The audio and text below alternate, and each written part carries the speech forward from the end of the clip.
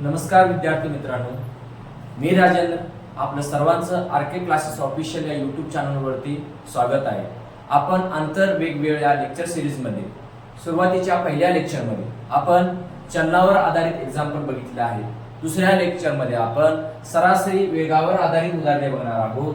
मुळातच सरासरी वेग काय असतो, सरासरी वेग कसा काढायचा, अंतर स्थिर असताना सरासरी वेग काय, आणि किंवा वेळ स्थिर असताना सरासरी वेग कसा काढायचा, किंवा वेग वेळ आणि अंतर तिन्ही वेगवेगळ्या पद्धतीने असेल तरी सुद्धा सरासरी वेग कसा काढायचा, हे आपण या आजच्या लेक्चर या व्हिडिओमध्ये बघणार आहोत.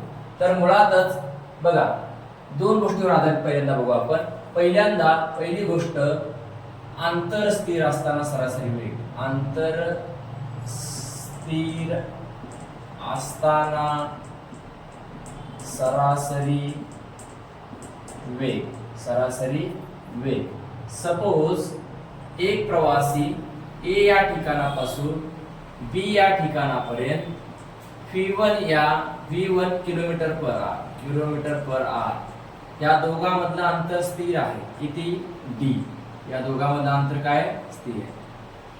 एक प्रवासी ए टू बी, डी हे डिस्टन्स v1 किलोमीटर प्रति आवर या वेगाने जातो आणि परत तो v2 किलोमीटर प्रति आवर, आणि त्याच्यासाठी त्याला एवढं डिस्टन्स v1 या करण्यासाठी त्याला t1 टाइम लागेल आज, आणि v2 या डिस्टन्स देण्यासाठी त्याला t2 आवर्स टाइम लागेल. डिफरंट कारण वेगवेगळा आहे, अंतर सारखा तर वेळ सुद्धा वेगळा लागणार. वेळ सुद्धा काय लागणार आहे? v1 किलोमीटर पर आवर न ए पासून बी पर्यंत सोडण्यासाठी त्याला t1 इतके टाइम लागणार आहे. t1 इतका टाइम लागणार आहे. त्याच पद्धतीनं बी पासून ए पर्यंत पोहोचण्यासाठी त्यानं जर v2 किलोमीटर पर तास एवढा वेग ठेवला असेल तर त्याला t2 एवढा वेळ लागणार आहे. मग सरासरी अंतर काय असतं? सरासरी वेग काय? सरासरी वेग बरोबर कापलेले एकूण अंतर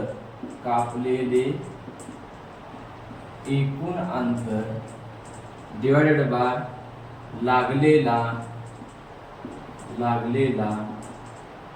एकूण वेळ. कापलेले एकूण अंतर किती आहे? जाण्यासाठी हे d प्लस येण्यासाठी हा d डिवाइडेड बाय लागलेला एकूण वेळ किती? t1 plus t2. बट आपल्याला माहित आहे वेग बरोबर काय असतो? वेग बरोबर अंतर छेद वेळ असतो. मग वेळ बरोबर वेळ इकडे घ्या, वेळ बरोबर काय असतो? अंतर छेद वेग असतो. तसं जर असं d प्लस d हा 2d झाला, d प्लस d 2d. आता t1 म्हणजे हे t1 म्हणजे a पासून b पर्यंत पोहोचण्यासाठी लागलेला वेळ बरोबर अंतर किती? d आणि त्याचा वेग. अंतर किती? हे t1 बरोबर अंतर d वेग v1, t2 बरोबर अंतर d वेग v2. म्हणजे t1 आणि t2 ची किंमत याच्यामध्ये ठेवा. t1 बरोबर d प्लस v1 आणि इथं d plus d divided by v2. 2d. t1 बरोबर d divided by v1, t2 बरोबर plus d divided by v2. आता याच्यामध्ये बघा हे d 2d तसाच ठेवा. आता याचं कॉम्बिनेशन करताना ह्या दोघांची प्लस करताना d कॉमन काढा. 1/v1 1/v2. आता हा d कॅन्सल होईल. पुढे तुम्हाला हे जर सोडवलं तुम्हाला twice v1 v2 divided by v1 plus v2. म्हणजे सरासरी वेग, त्यालाच म्हणतो ॲव्हरेज वेग. सरासरी वेग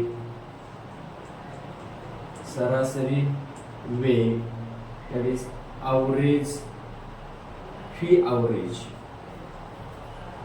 average बरोबर twice v1 v2 divided by v1 plus v2.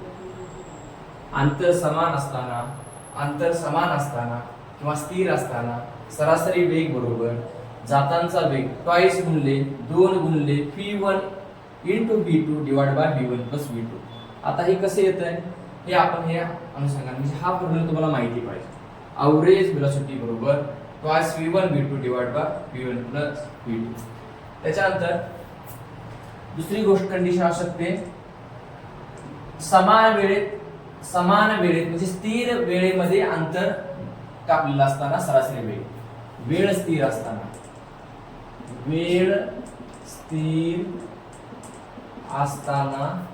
चा सरासरी वेळ स्थिर असतानाचा सरासरी वेळ. आता वेळ बघा साधारणतः याच्यामध्ये डिस्टन्स समान असेल का नाही, व्हेलॉसिटी समान असेल का नाही, फक्त वेळ समान आहे. फॉर एक्झाम्पल समजा ए या ठिकाण हे बी ठिकाण आहे, समजा हे ए ठिकाण आहे, हे बी ठिकाण आहे, हे सी ठिकाण आहे, हे काय आहे सी ठिकाण आहे. एका प्रवाशाला ए पासून बी फक्त टी टाइम घेतो v1 km/h या वेगासाठी. जर v1 km/h ए पासून बी पर्यंत पोहोचायचं टी हा टाइम घेतो, टाइम सारखा स्थिर आहे. परत बी पासून सी पर्यंत पोहोचण्यासाठी v2 km/h इतका वेग असताना तो समान टाइम घेतो टी. तर त्याचा सरासरी वेग हे डिस्टन्स पण वेगळा असणार आहे. हे समजा हे डिस्टन्स असेल d1 तर हे डिस्टन्स असेल d2, हे काय असेल d2. हे डिस्टन्स d2 आहे. डिस्टन्स सारखा नाही आहे, वेग सारखा नाही, पण त्यासाठी टाइम स्थिर आहे. मग सरासरी वेग बरोबर काय असणार आहे, सरासरी वेग बरोबर कापलेले एकूण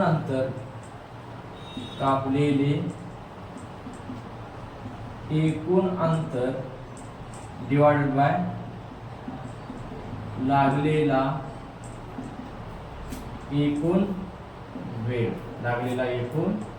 कापलेले एकूण अंतर काय d1 प्लस d2, लागलेला वेळ t प्लस t. याच्यासाठी पण t लागतो, याच्यासाठी पण t लागतो. मग काय झालं बघा, मग मला सांगा d1 म्हणजे काय. d1 म्हणजे अंतर. बघा अंतर काय असतो, अंतर म्हणजे वेग गुणिले वेळ. आता d1 बरोबर वेग v1 इंटू टाइम आणि d2 बरोबर वेग v2 इंटू टाइम. d1 आणि d2 ची व्हॅल्यू ठेवा. d1 म्हणजे काय v1t plus d2 v2t divide by t plus t. वेगांचा एव्हरेज म्हणजे काय असतो, सरासरी वेग असतो.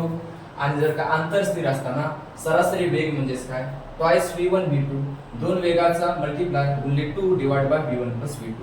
अशा पद्धतीने आता याच्यासाठी बघूया आपण ही गोष्ट कशी आली हे बघूया. हे जे एव्हरेज आता या याच्यामध्ये बघूया. हे जे एव्हरेज आहे ट्वाइस v1 आणि v2,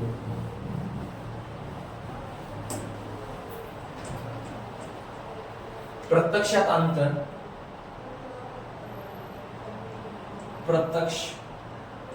अंतर जाताना येताना प्रत्यक्ष अंतर किती आहे d आणि d. अंतराचं गुणोत्तर कसं आहे, अंतराचे गुणोत्तर कसं आहे 1:1. आता 1 डिवाइड करा 1:1 असेल, हा d असेल तर हा 1:1. मग वेगाचं वेग कसं आहे, प्रत्यक्ष वेग कसा आहे, वेग हा v1 आहे, इथं v2 आहे. मग हा जो फॉर्म्युला डिझाइन होतो तुमचा जो आहे एव्हरेज वेलोसिटी तो आहे twice v1 v2 divided by v1 plus v2. हा कसा डिझाइन होतो बघा, म्हणजे आपल्याला सरासरी वेग काढायचा. अशा पद्धतीने असताना तुम्हाला जातानाचा येतानाचा किंवा जातानाचाच टप्प्यामध्ये प्रवास असू शकतो, त्यासाठी डिफरंट वेग असू शकतो. सरासरी वेग काढायचा आहे. मग तुम्ही काय करा, सरासरी वेग बरोबर काय असतो, सरासरी वेग बरोबर हे जे आहेत ना अंतराचे गुणोत्तर त्यांची बेरीज, अंतराच्या गुणोत्तराची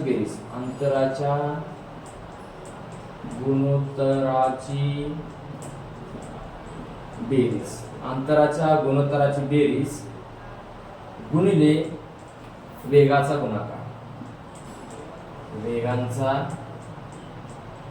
गुणाकार डिवाइडेड बाय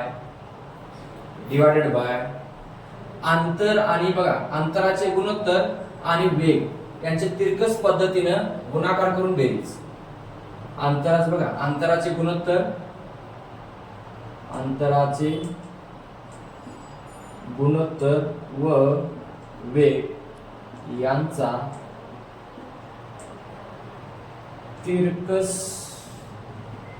गुणाकार करून बेरीज करणे. जसं की बघा बेरीज. आता इथं बघूया अंतराच्या गुणोत्तराची बेरीज. अंतराचं गुणोत्तर काय 1+1. किती 1+1. वेगाचा गुणाकार v1 v2 डिवाइडेड बाय काय करूया डिवाइडेड बाय अंतराचं गुणोत्तर. बघा अंतराचं गुणोत्तर हे याला मल्टिप्लाय करा आणि याला हा मल्टिप्लाय करा, दोघांची बेरीज करा.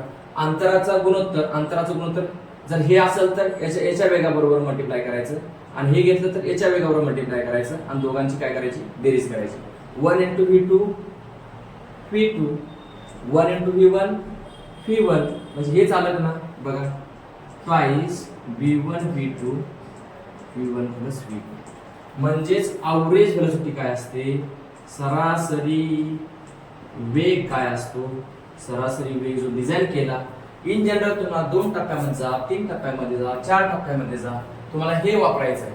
कसं अंतराच्या गुणोत्तराची बेरीज या अंतराच्या गुणोत्तराची बेरीज करावी लागेल. इथं 2:1 असू शकतो, 1:1 असू शकतो, 3:4 असू शकतो. अंतर टप्प्याटप्प्याने किती पद्धतीने बदलू शकतं. मग या अंतराचं गुणोत्तर आहे ना ह्याची काय करायची बेरीज करायची आणि जे काय वेग 1 2 3 4 असतील 3 टप्पे असेल 3 वेगांचा गुणाकार करायचा. खाली काय करायचं तिरकस पद्धतीने वेग आणि अंतराचं गुणोत्तर यांचा काय करायचा गुणाकार करायचा आणि मग ह्या वेग बघा इथला हा वेग इथला अंतराचं गुणोत्तर, इथला वेग इथला अंतराचं गुणोत्तर यांचे काय तिरकस पद्धतीने गुणाकार केला आणि त्याची बेरीज केली. हेच असे सरासरी वेग. तुम्हाला डायरेक्ट एक्झाम्पल मध्ये अंतराचं गुणोत्तर घ्यायचं, वेग लिहायचा, डायरेक्ट हे वापरायचं. तुम्हाला एक्झाम्पल कमी वेळामध्ये सॉल्व्ह होण्यासाठी त्याची मदत होते. हे कसा फॉर्म्युला डिझाइन होतोय सांगितलं. प्रत्यक्षात एक्झाम्पल वापरताना तुम्हाला अंतराच्या ह्याच्यावर काम करायचं, तुम्हाला याच्यावर काम करायचं आणि जर वेळ स्थिर असताना डायरेक्ट याच्यामध्ये सरासरी काय घ्यायचा, सरासरी वेग घ्यायचा.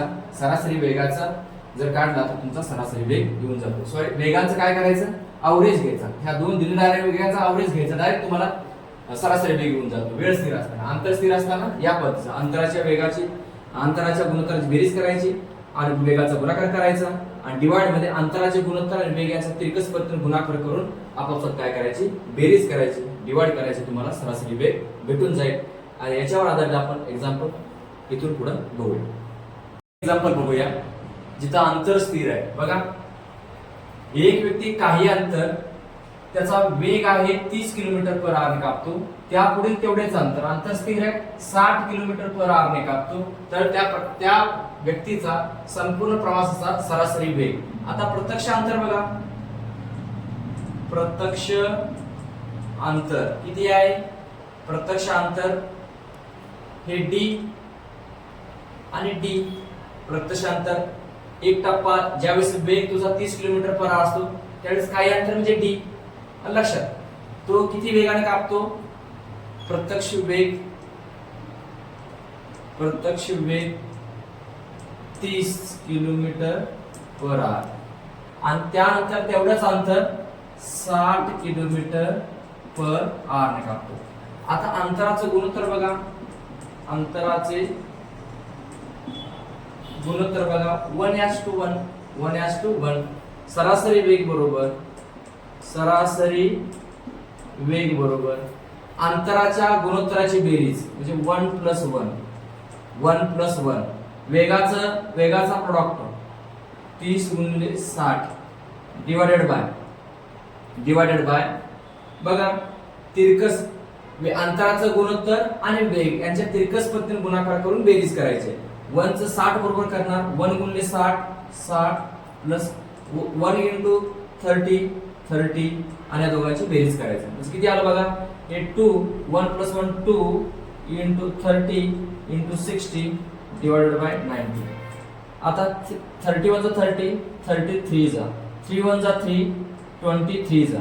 So 20 × 2 that is 40 km/h. सरासरी वेग किती, average speed that is 40 kilometre per hour. आता आपण दुसरं उदाहरण पाहूया. एक व्यक्ती आहे, 2 टप्प्यामध्ये प्रवास करतोय, पण अंतर सारखं आहे. हे पण डी आहे, हे पण डी आहे, आणि इथं स्पीड किती आहे, 70 किलोमीटर प्रति आवर, आणि त्याच्यानंतरच तेवढंच अंतर, हे अंतर सारखं आहे, डी डी सारखंच आहे, डी डी काय आहे, सारखंच आहे.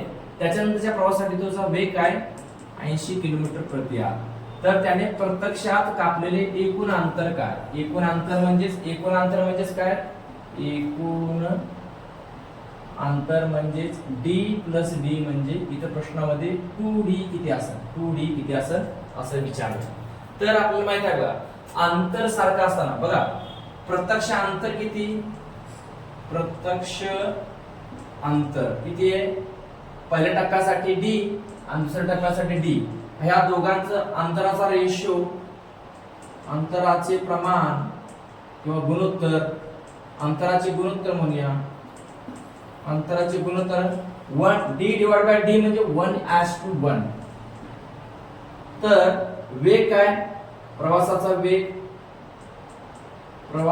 वेग पहिल्यांदा किती 70 आहे, दुसऱ्यांदा किती 80. मग सरासरी वेग किती बघा, सरासरी वेग बरोबर अंतराच्या गुणोत्तराची बेरीज 2. कुठला अंतर आहे, 70 गुणिले 60, सॉरी, अंतराच्या गुणोत्तराची बेरीज 2 गुणिले वेगाचा गुणाकार 70 गुणिले 80 डिवाइडेड बाय अंतराच्या गुणोत्तराला वेगाने गुणायचं आणि त्याची बेरीज करायची. 1 चं 80 बरोबर 80 गुणिले 1 चं 70 बरोबर 70. हा प्रोडक्ट बघा, 2 गुणिले 70 गुणिले 80 डिवाइडेड बाय 70 प्लस 80 150 डिवाइड करा, 0 ला 0 गेला, 5 एके 5, 5 चौक 20 ने 14 पण 70, 5 त्रिक 15, म्हणजे येतो किती बघा, हे आता पूर्णांक अपूर्णांकामध्ये येणार. किती येणार पूर्णांक अपूर्णांक बघा, 14 8 12 200, 112 गुणिले 2 224, 224 डिवाइड बाय 3, म्हणजे याला पूर्णांक अपूर्णांकामध्ये करता येतात. 3 एके 3, 3 सत्ते 21, 1 राहिला, 3 चौक 12, 2 राहिला divide by 3 kilometre per hour. एवढा वेग असेल किंवा एवढा कशामध्ये आहे, किलोमीटर पर आवर. आता तुम्हाला काय करायचं आहे, एकूण अंतर बरोबर वेग गुणिले वेग किती आहे, 224 डिवाइड बाय 3 किलोमीटर, आणि वेळ किती लागलेला आहे, वेळ त्याने दिलेल्या उदाहरणामध्ये किती 15 आवर्स, किती 15 आवर्स. सो डिवाइड करून घ्या, 3 एके 3, 3 5 15. आता हा बघा, 5 चौक 20, हातच्या 2, 5 2 10, 10 2 12, हातच्या 1, 5 2 10 1 11. हे एकूण अंतर किलोमीटर मध्ये एवढं असेल. किती असेल किलोमीटर मध्ये, एकूण अंतर बरोबर किती असेल 1120 किलोमीटर असेल. नेक्स्ट 3 नंबरचा आपण एक्झाम्पल बघूया. एक व्यक्ती एकूण प्रवासाच्या 2/3 पट अंतर हे 60 किलोमीटर प्रति आवर जातो आणि उर्वरित अंतर तो 45 किलोमीटर पर आवर जातो. म्हणजे एकूण अंतर जर डी म्हणलं तर त्या डी अंतराच्या 2/3 डी हे अंतर 60 किलोमीटर प्रति आवर जातो आणि उरलेला अंतर म्हणजे 1/3 डी हा 45 किलोमीटर प्रति आवर जातो. तर या व्यक्तीचा प्रवासाचा सरासरी वेग काढायचा आहे. प्रत्यक्ष अंतर काय, 2 डिवाइड बाय 3d इथल्या टप्प्याचं आणि पुढचं 1 डिवाइड बाय 3d. या दोघांचा रेशो घेतला म्हणजे हे डिवाइडेड बाय हे केल्यानंतर या सगळ्या गोष्टी कॅन्सल होतात. 2:1 2:1 बघा, 2 divide by 3d 1 divide by 3d यांचा रेशो, d ला d कॅन्सल होईल, 3 ला 3 कॅन्सल होईल, 2:1. म्हणजे हा जर 2 असेल तर हा 1. प्रवासाचा वेग किती, प्रत्यक्ष 60 आणि इकडे किती आहे 45. सरासरी वेग काढत असताना अंतराचं गुणोत्तराची बेरीज म्हणजे 2 + 1 इंटू वेगाचा गुणाकार, वेगाचा 60 गुणिले 45 डिवायडेड बाय अंतराचं गुणोत्तर आणि वेगाच्या तिरकस पद्धतीने गुणाकार करून बेरीज करणे. म्हणजे कसं, 2 ला 45 बरोबर गुणाकार करायचा प्लस 1 ला 60 बरोबर गुणाकार करायचा आणि दोघांची बेरीज करायची.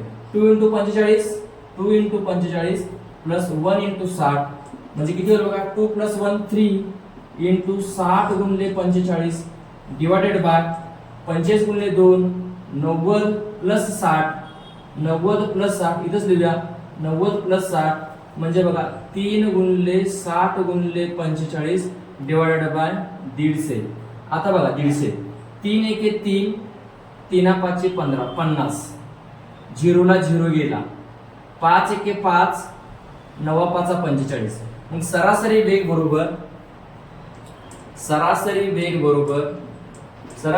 बरोबर तर तुमचा 6 गुणिले 9 9 सत्क 54 किलोमीटर प्रति आर असेल. सरासरी वेग बरोबर किती असेल, 54 किलोमीटर प्रति आर. यानंतर आपण चौथं एक्झाम्पल बघूया की ज्याच्यामध्ये तुम्हाला अंतर वेगवेगळ्या पद्धतीने दिले. बघा अंतर कुठल्या रेशो मध्ये दिले. एका व्यक्तीने कापलेल्या एकूण अंतरापैकी एक अंतर 143 आहे, 143 किलोमीटर आहे आणि पुढचं अंतर काय किती किलोमीटर नाही ते 143 60 किलोमीटर पर आर नाही. पुढचं त्याच्या जवळपास डबल आहे बघा 286 म्हणजे हे 286 किलोमीटर जवळपास होण्याच्या जवळ एक्झॅक्टली आहे डबल. ते 286 किलोमीटर 30 किलोमीटर पर आर ने कापलेलं आहे. समजतंय. म्हणजे प्रत्यक्ष अंतर किती आहे 143 हा पहिल्या टप्प्याचं आणि दुसरं 286 चं. या दोघांच्या अंतराचं गुणोत्तर काय असणार आहे 1:2 आणि प्रत्यक्ष वेग किती आहे 60 किलोमीटर पर आर आहे आणि 30 किलोमीटर पर आहे. मग सरासरी वेग म्हणजे काय, अंतराचं गुणोत्तराची बेरीज 1 + 2 इंटू वेगाचा गुणाकार 60 गुणिले 30 डिवायडेड बाय या गुणोत्तराला याच्या बरोबर मल्टिप्लाय करा, याला याच्या बरोबर मल्टिप्लाय, याला याच्या बरोबर मल्टिप्लाय करा. 1 × 30 म्हणजे 30 प्लस 60 × 2 120.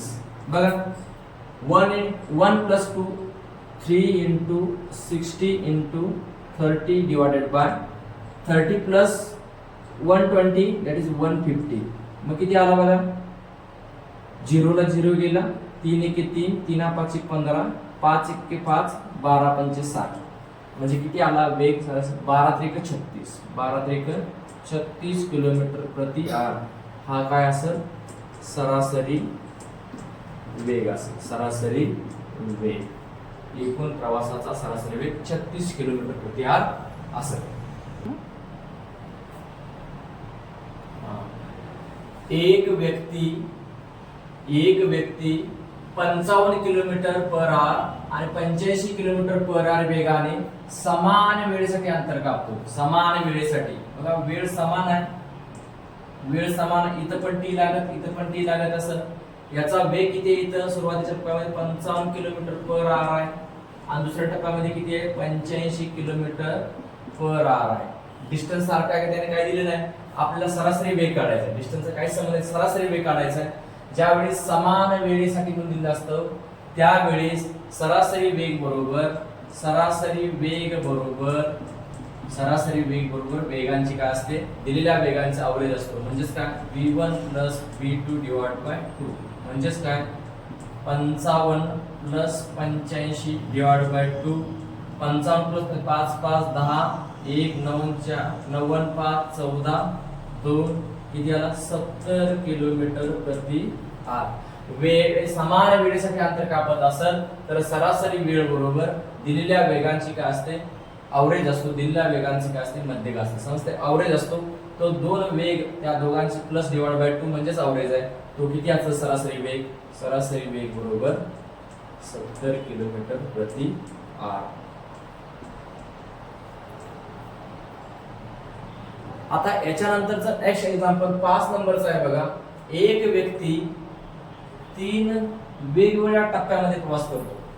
सुरुवातीला 500 किलोमीटर असेल नंतरचा टप्पा ठराविक डिस्टन्स आहे आणि नंतरचा टप्पा ठराविक डिस्टन्स आहे. बघा 500 किलोमीटर ही डिस्टन्स किती आहे? 500 किलोमीटर. किती वेगाने जातो? वेग आहे 50 किलोमीटर पर आवर जातो. पुढील अंतर नाही सांगितलेलं. किती वेग आहे? 60 किलोमीटर पर आवर जातो. नंतर शेवटचे किती किलोमीटर? 300 किलोमीटर. किती वेगाने जातो? तासात. म्हणजे इथं वेग नाही दिला, इथं वेग नाही दिला, इथं काय दिलंय? तास दिलाय. तास म्हणजे टाइम किती लागतो? 5 तास लागतो. मग मला सांगा इथं वेग घेऊया. वेग बघा इथं किती आहे? 50 आहे. इथे किती आहे? 60 आहे.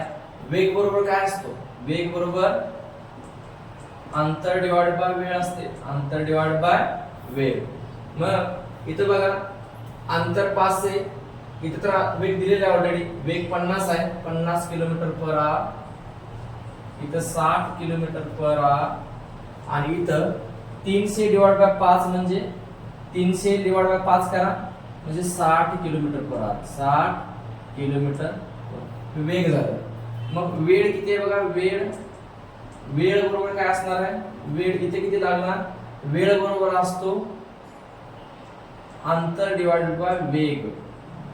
अंतर डिवाइडेड बाय वेग म्हणजे इथे वेळ किती? 10 तास लागले. इथं तुम्हाला इथं किती वेळ दिलेला आहे? 5 तास. 60 किलोमीटर किती तासामध्ये दिलेलं आहे त्याने? 5 तासामध्ये. किती? 5 तास.